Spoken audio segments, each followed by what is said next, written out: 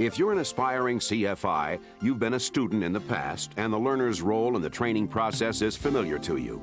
However, during your experiences as a student, you might not have thought about the methods your instructors used to convey information. Students often pass judgments on various aspects of their training without analyzing the reasons behind the success or failure of a particular learning experience. Oh, great. I'm more confused about airspace after watching that video. I learned so much today. I never thought I'd be able to land an airplane, but now I've got the hang of it. What a lousy CFI.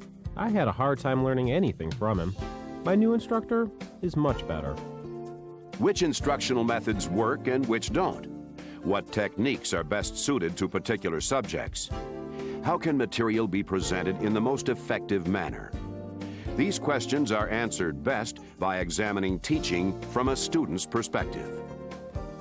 This program lets you step back into a student pilot's shoes, allowing you to take a more critical look at the art and science of teaching. Your private pilot ground school class is about to begin. Bob's your instructor. Afternoon, everyone. Hey, Bob. Hey, Bob. Okay, so last time we covered airport facility directories and sectional charts. Today I'd like to discuss airspace. Scott, what were you telling me this morning? Something about Class D airspace around Jeffco? Yeah, I went up yesterday to practice some maneuvers, and after finding a road to practice my S-turns on, I kind of forgot where I was, and I wandered into a Jeffco's Class D airspace. Did you call the tower? Yeah, they weren't happy about it either, but I think they understood what happened, and they're definitely glad I finally contacted them. Oh yeah, you did the right thing. Thanks a lot for sharing your story. I didn't mean to put you on the spot like that. That's all right. But hopefully the things we cover today will help prevent some of those situations. Go ahead and take an outline and pass it on. We'll get started. Today we'll discuss all the types of airspace. We'll talk about controlled and uncontrolled airspace, weather minimums. I didn't completely and understand equipment this stuff requirements. when I read the assignment. I'm glad we'll be going over it today. Okay, so that's it for weather minimums and equipment requirements for both controlled and uncontrolled airspace. Are there any questions? I have a question. Okay.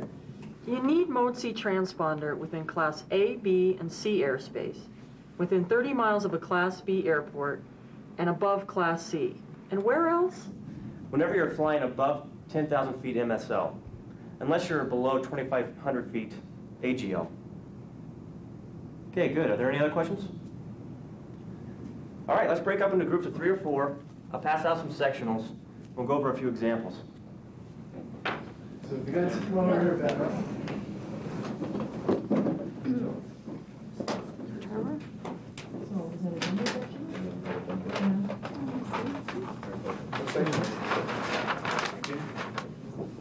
All right, here's a scenario. You're flying south from Jeffco to Pueblo, on to Front Range, then back to Jeffco. Let's start at Jeffco.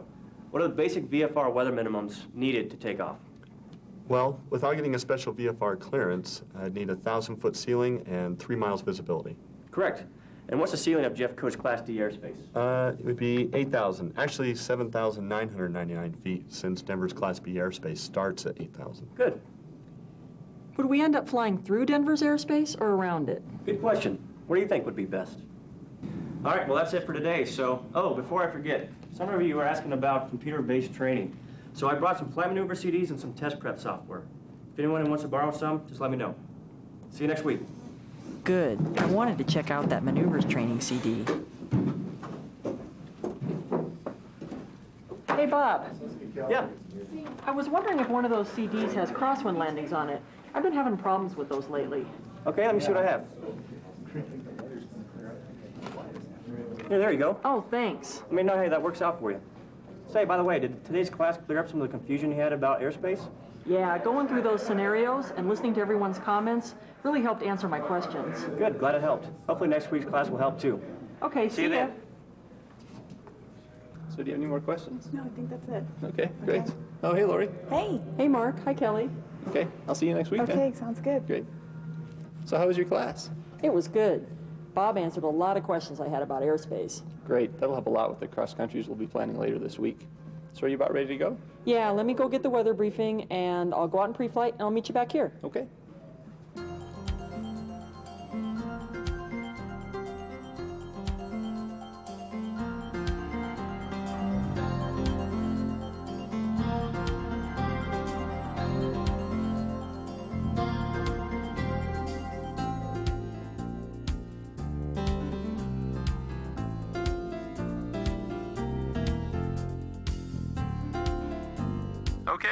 Think you're ready to try one? Sure. I want to use full flaps, right? Yeah. The idea is to land and stop in the shortest distance possible. Try to touch down so you can turn off at that first taxiway.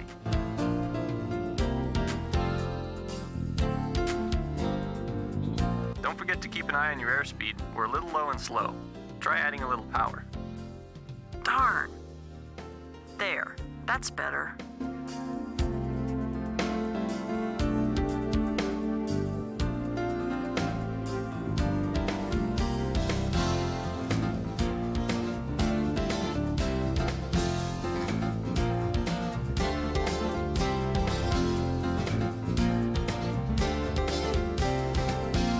Good job for your first try.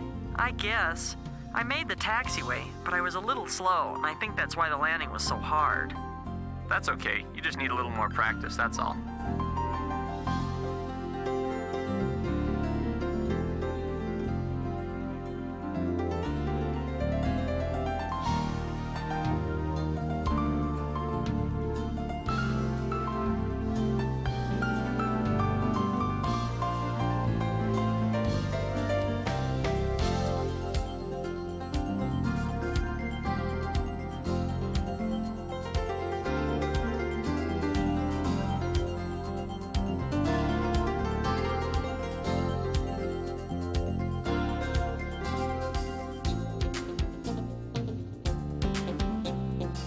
Much better.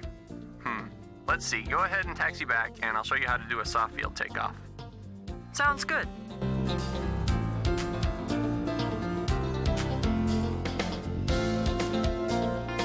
I'll demonstrate a soft field takeoff and landing, then see if you can talk me through the procedure before you try some yourself. Okay. Now, remember to hold the yoke all the way back to keep pressure off the nose wheel as we taxi onto the runway. Also, we want to keep the airplane moving, since we're simulating taking off from a grass field. Before you finish your flight, let's take a look back at your day. You may be surprised at the number of teaching methods your instructors used in one afternoon.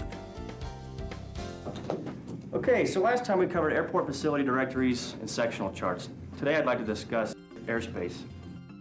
Your instructors facilitate the teaching process by creating practical instructional sessions that are conducive to learning. The steps Bob followed to teach this class effectively were preparation, presentation, application, and review and evaluation. Of course, as a student, you never see the preparation phase. However, for an instructor, this is perhaps the most critical step. In order to measure how well his students understood the lecture, Bob wrote performance-based objectives prior to class. These objectives set measurable, reasonable standards that describe desired student performance. Bob organized his lesson by developing an introduction, instructional sequences that outline the material to be covered, and a conclusion. The introduction sets the stage for the rest of the lesson by relating the coverage of the material to the entire course. Scott, what were you telling me this morning? Something about Class D airspace around Jeffco? Yeah, I went up yesterday to practice some maneuvers, and after finding a road to... By starting class with a story relating to airspace, Bob provided a real-world example of the importance of this lesson to your private pilot training.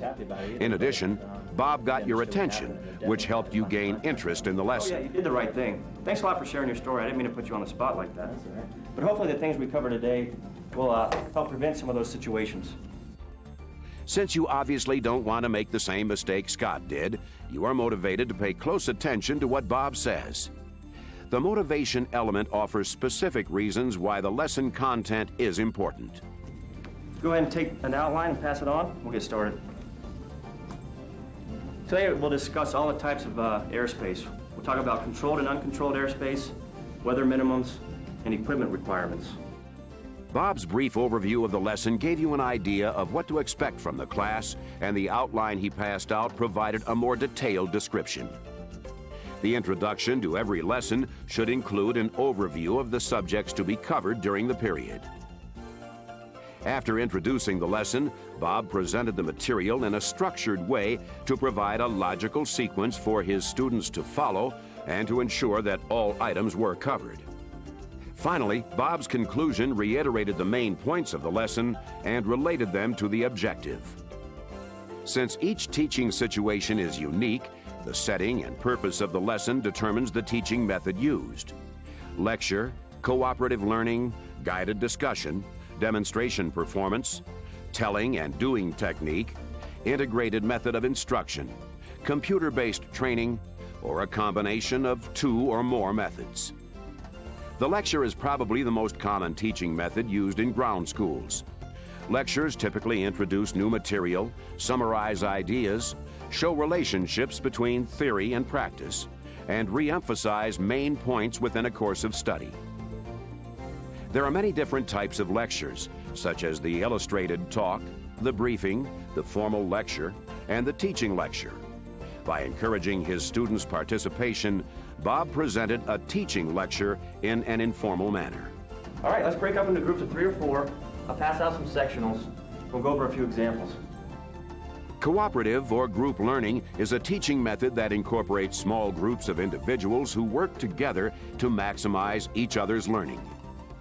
The guided discussion method is particularly useful during classroom instruction and during pre- and post-flight briefings after students have gained some knowledge and experience with the topic presented. In a guided discussion, learning is achieved through an instructor's skillful use of questions and includes elements similar to the cooperative learning method of teaching. The demonstration performance method is based on the principle that students learn by doing. This method is well suited for teaching skills such as cross-country planning or flight maneuvers. Remember your flight this afternoon? Mark explained how to do a short field landing. Then he demonstrated one, watched while you tried one, and finally evaluated your performance. To apply the demonstration performance method to flight instruction, Mark used the telling and doing technique. This technique is particularly suited to teaching physical skills, so it's valuable when learning flight maneuvers and procedures. Now, remember to hold the yoke all the way back to keep pressure off the nose wheel as we taxi onto the runway. Also, we want to keep the airplane moving, since we're simulating taking off from a grass field. The telling and doing technique begins with preparation prior to the lesson. During the lesson, Mark explained and demonstrated the soft field takeoff and landing techniques. After this, you explained the techniques while Mark flew. Then, you applied your knowledge as you talked through your actions while controlling the airplane. Finally, Mark reviewed the procedures and evaluated your performance. Don't forget to keep an eye on your airspeed. We're a little low and slow. Try adding a little power. Darn. There. That's better.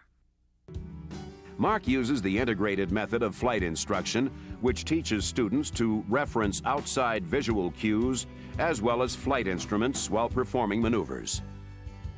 For example, during your lesson, Mark pointed out the relationship of the airspeed indicator to your outside reference. The integrated method includes instruction on the function of flight controls, the instrument indications to be expected, as well as the outside references used in attitude control. Using the integrated method typically allows all flight maneuvers and operations to be performed with added precision, not just those that require reference to flight instruments. Another instructing method available to CFIs is computer-based training, CBT, also referred to as computer-based instruction, CBI. The CBT Bob loaned you combines video, graphics, and interactivity to explore private pilot maneuvers. You are able to choose exactly what topic you want to examine and the pace at which you navigate the program. Since aviation training is wide-ranging and dynamic, entrusting an entire course to a computer program is not practical. So during computer-assisted instruction, CAI, the computer is used as a tool in combination with another form of instruction. Other forms of instruction can be pursued at your local airport through fixed base operators. Some FBOs offer instrument instruction in personal computer-based aviation training devices, PCATDs, or flight training devices, FTDs. This instruction can be credited toward the portion of time needed for an instrument rating. Major airlines have sophisticated flight simulators that are so realistic, transitioning pilots may meet all the qualifications needed to act as crew members by receiving all type specific aircraft time in the simulator alone. A few days after your class on airspace, you're at the airport bright and early for a ground school session on cross-country flight planning with Mark. So, did you get a chance to watch that cross-country planning video? Yeah, I had no idea there's so much to know. Yeah, don't worry, we'll cover everything in detail. I was just hoping that video would at least give you an introduction into planning trips. Oh, it did. Good. Well, with my handy visual aid here, we can take a look at some of the basic concepts involved in cross-country flying. Suppose you want to pilot this boat across a river to this dock. If you try to go straight, you'll end up downstream because of the current that's coming from this direction. So what do you need to do to get the boat to the dock? I need to turn into the current. That's right, but let's think about the ways that you can do this. If you keep pointing the nose of the boat toward the dock, you'll end up traveling in an arc like this, which is pretty inefficient. Or you can point the nose into the current at an angle and you'll travel in a straight line like this. The key is trying to figure out which angle to use. So this is essentially the same thing that happens to the airplane in wind during a cross-country. Right, and we use a flight computer to figure out what wind correction angle to use. You can use a mechanical flight computer like this one or an electronic flight computer. One of the advantages of this type of computer is that you can visualize where the wind is coming from and how it affects your flight path. Looks like our time's almost up. Yeah, I think we're done for today. Now that we've covered cross-country planning, you need to finish getting ready for your knowledge test. Have you gone over those lessons on that test prep software? Yeah, in fact, the cross-country planning is the only part I haven't done yet, so I should be ready to schedule my computer test soon. That's good. I'd like to do one more ground school session to review the planning before we schedule the dual cross-country. Oh, I was hoping we could do the cross-country on Monday. I think I'm ready. Yeah, you're close. I'd like you to go over these practice problems, and then we can talk about them. We went over a lot of things today, and I'd like to give you some time to absorb all this information. You'll get so much more out of the cross-country if you're completely comfortable and you don't have any questions. Okay. After we take a look at your work on the practice problems, then we'll go ahead and set up the flight. All right. Well, I have to go. I have another lesson. I'm going to go get a cup of coffee and then work on some of these practice problems. See you next week. Okay, see you then. Well, I'm worried about doing a power-on stall. A friend of mine told me you can go into a spin on a stall. As long as you keep the airplane coordinated with the rudder, just like a power-off stall, you won't have any problem. You want something to drink? No, thank you.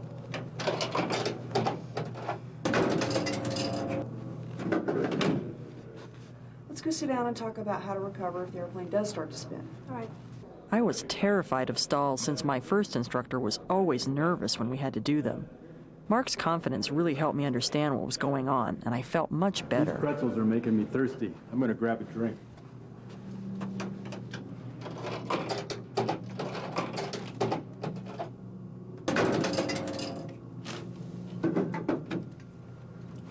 Now, what did I say we were going to cover today? GPS approaches. Oops. I forgot to bring the handouts I was going to give you today. Maybe we better go over the ILS instead. Well, we've already covered that. I guess it doesn't make any difference. If I were Rick, I'd get another instructor. Hey, Trevor, you didn't read what I told you, did you? You don't know any of this material. Only had one night and you assigned 3 sections. I couldn't get through it all. You know what? You'll learn a lot more if you read what I assign.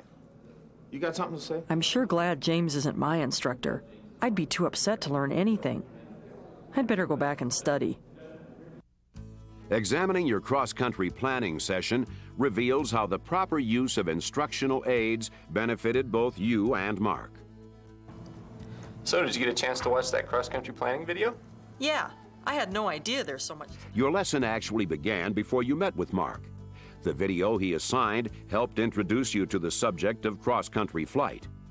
Video is just one of the many instructional aids that can supplement and enhance an instructor's presentation of material, either in or out of the classroom environment. Studies show measurable improvement in student retention of information occurs when instructional aids are used in conjunction with a presentation. Instructional aids include such items as chalk or marker boards, supplemental print material, enhanced training materials, projected material, video, DVD, and computer-based multimedia, as well as models, mock-ups, and cutaways. Instructional aids used in the teaching process should be compatible with the desired learning outcome. To determine if and what instructional aids were necessary for this lesson on cross-country planning, Mark had to clearly establish the lesson objectives, being certain what must be communicated. For example, he had two primary goals in mind when preparing for this lesson. For you to understand the concepts behind the various aspects of cross-country planning, and for you to be able to perform all the operations necessary to properly plan a flight. Instructional aids are often used to emphasize key points and increase retention of material. In addition to video, Mark used several other types of support materials as part of your lesson. The boat model and marker board definitely made an impression that will help you remember the concept of wind drift correction. While the model boat was used as a prop to add some interest to this lesson, other more elaborate models, mock-ups, and cutaways can be used effectively to explain the operating principles of the equipment they symbolize. Before you worked a weight and balance problem, Mark explained the concepts behind weight and balance using supplemental print material. In addition to photos, charts, diagrams, and graphs, supplemental print material can include items such as study guides, exercise books, course outlines, and syllabi. A syllabus is also an example of enhanced training material. This type of material helps keep track of student progress, outlines the tasks students are to perform, and includes the standards they must meet. Throughout your training with Mark, you've encountered a wide variety of instructional aids, including test preparation material and computer-based multimedia. In fact, the software you're using to prepare for your knowledge test is an example of both of these aids. By assigning test preparation materials, whether in video, DVD, computer-based, or print format, Mark is relieved of having to directly supervise as you study for your exam. This allows him to focus on the application of concepts. Although you're a well-prepared student who shows up on time and is eager to learn, you're not immune to experiencing some of the obstacles to learning. Oh, I was hoping we could do the cross-country on Monday. I think I'm ready. Yeah, you're close. I'd like you to go over these practice problems, and then we can talk about them. We went over a lot of things today, and I'd like to give you some time to absorb all this information. Your impatience to schedule your first cross-country before you were fully prepared could be a greater deterrent to learning than you realize. Fortunately, Mark helped you understand what you need to accomplish to progress to the next stage of your training, and he clearly stated the goals you must meet. In addition to experiencing impatience, your own obstacle to learning, you also witnessed the difficulties of other students and instructors. Well, I'm worried about doing a power-on stall. A friend of mine told me you can go into a spin on a stall. Anxiety is affecting Carla's ability to learn from her own perceptions and form the proper insights. She perceives stalls as dangerous, so it is up to Liz to provide an atmosphere that allows Carla to feel comfortable and confident about her lessons. As long as you keep the airplane coordinated with the rudder, just like a power-off stall, you won't have any problem. You want something to drink? No, thank you.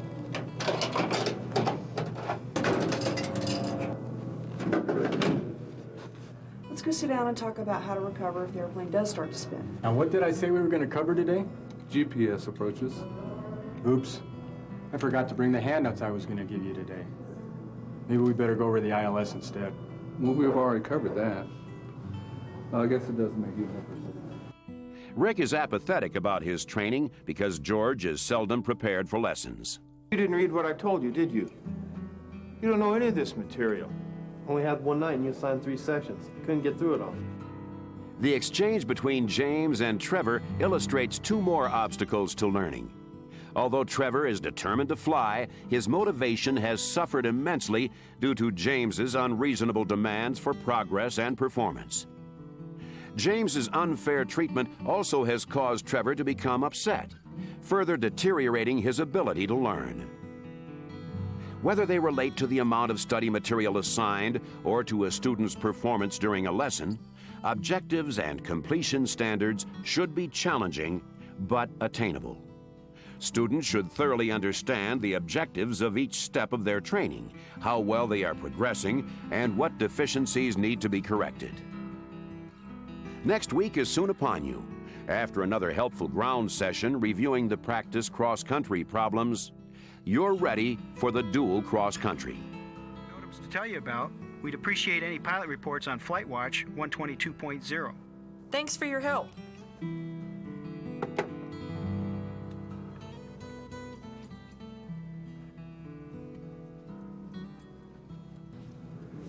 Hey, how's it look?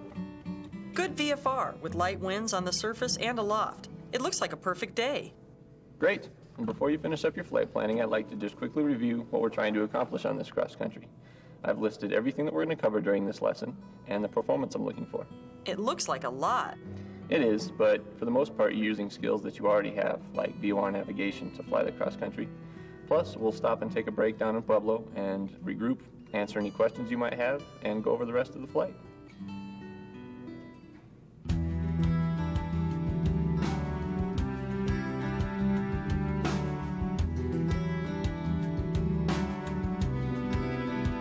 Since you did so well with the Dead Reckoning on the way down here, I'd like to change our course a little on the way back and navigate just using VORs. Sounds good. So we'll be tracking Victor Airways back to Centennial? Yeah, exactly. Why don't we go grab a sandwich and talk about it?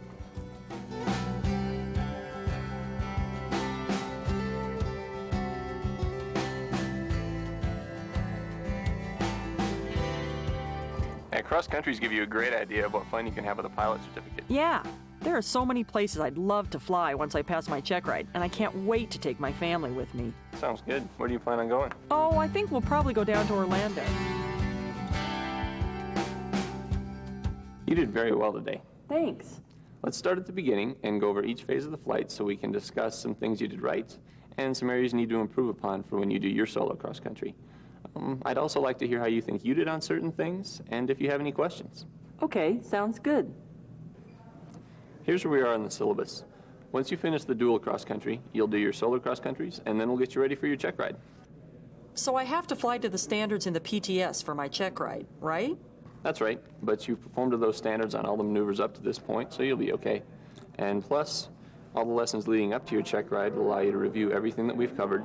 That will ensure that your performance is consistent and that you feel confident. Other than the flight lessons, we'll schedule a couple ground lessons and go over everything that we've covered in your training. And then we'll go over anything that you may miss on your knowledge test. I'm scheduled to take it next week. That's great. One more thing before your check ride. You'll do a final face check with Brad. He's one of our chief instructors here. Okay. Great.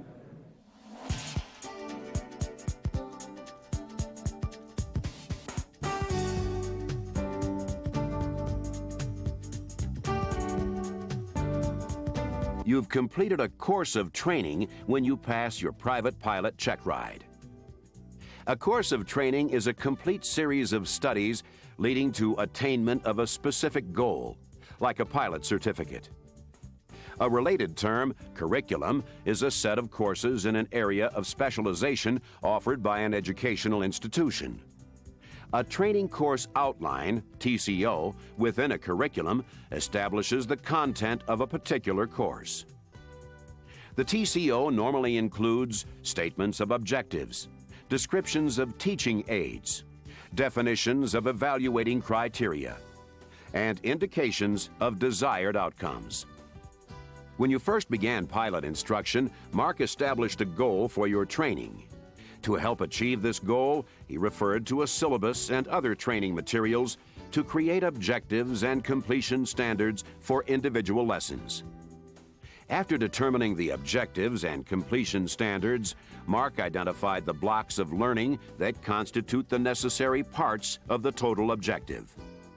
The use of the building block concept allows students to master portions of the overall pilot performance requirements individually, and then combine these with other related segments.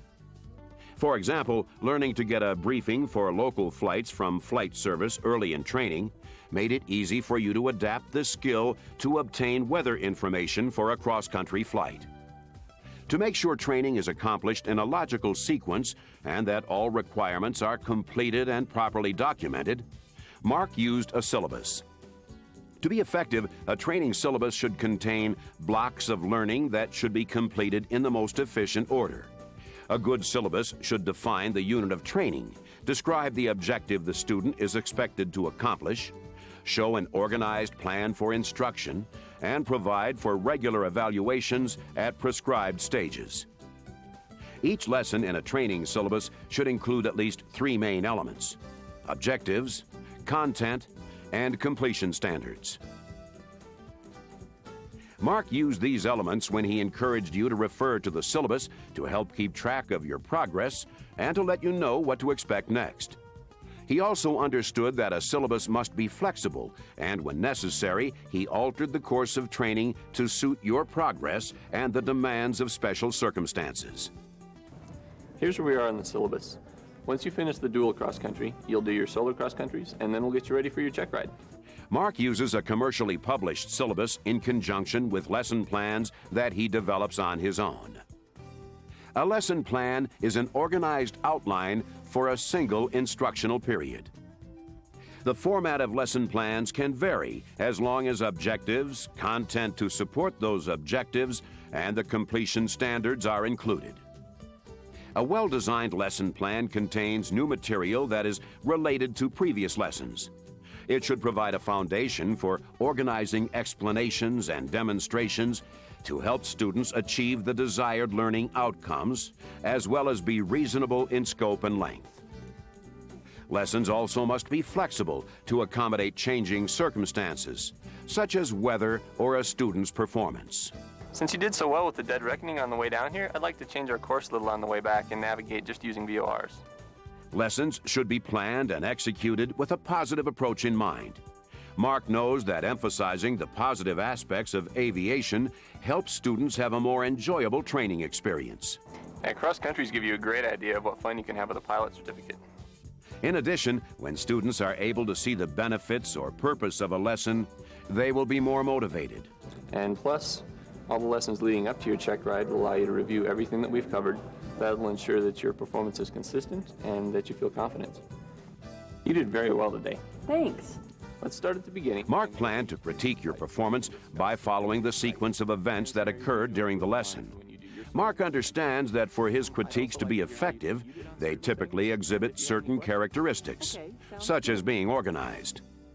In addition, critiques should be objective, comprehensive, constructive, specific, and acceptable to the student.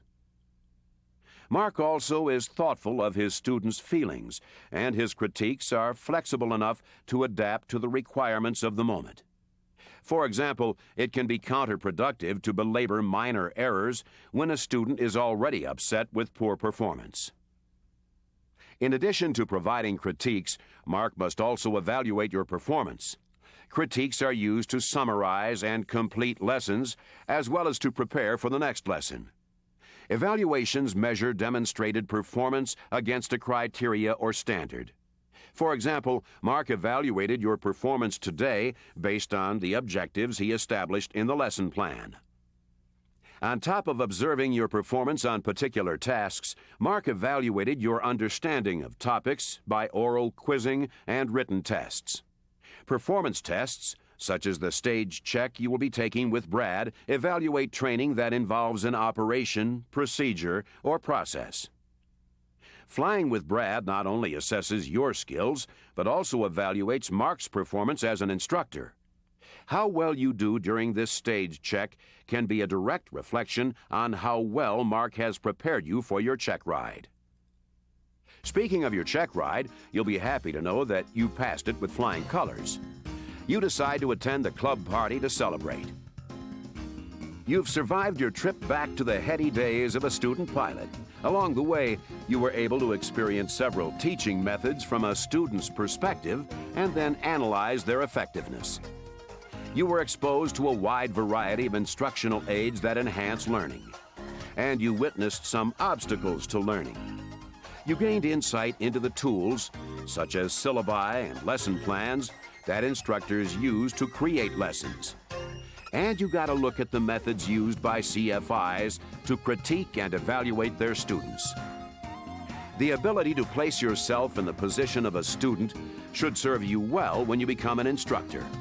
You'll have a greater understanding of the teaching methods that work, and your students will benefit from your insight.